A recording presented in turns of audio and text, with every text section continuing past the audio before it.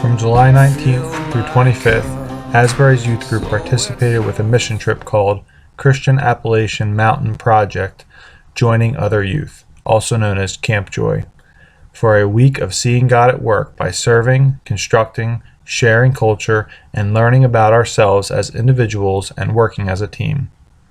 We were tent camping at Camp Harmison outside Berkeley Springs, West Virginia.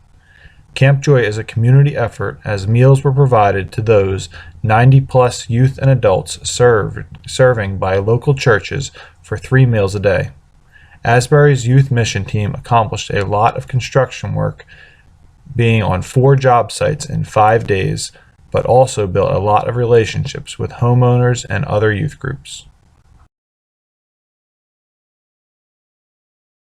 A typical day started around 5:30 a.m.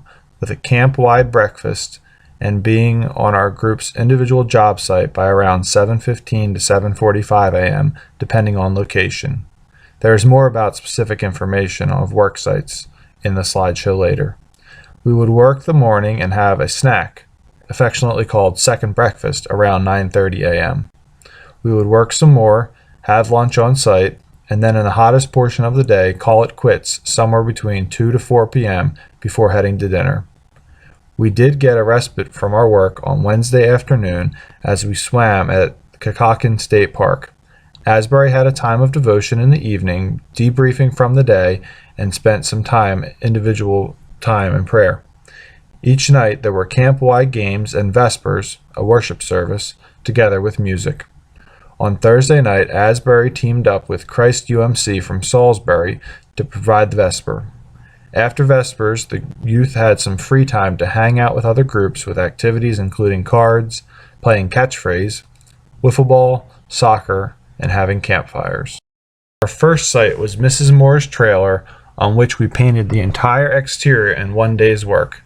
Mrs. Moore, an 89-year-old woman who lived on this property in Berkeley Springs, West Virginia for 70 years, was so appreciative of the work as she sat rocking on her porch watching us work.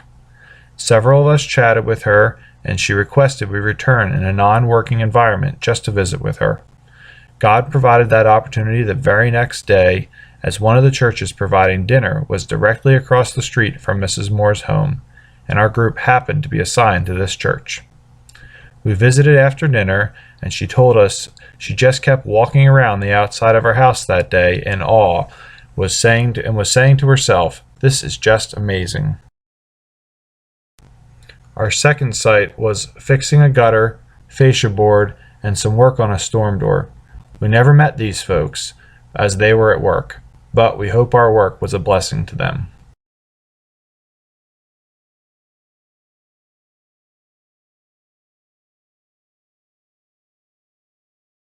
Mrs. Houck was our third property owner, and we got to meet her 2 sweet dogs, Toby and Mohawk.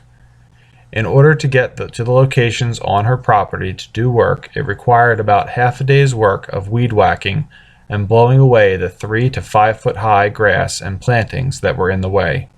Youth learned a lot about powered gardening tools that day.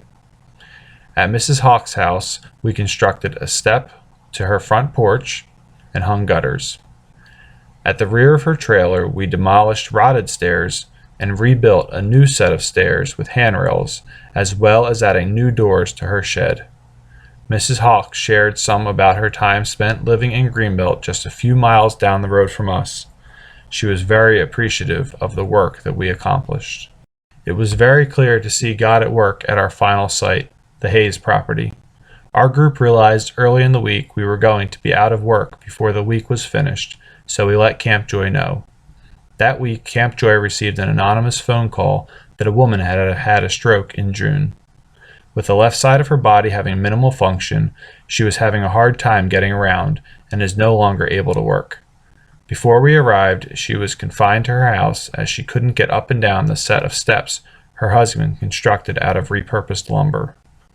Our construction task was to build a ramp for Kathy. Another thing God laid on our hearts was to get to know her family.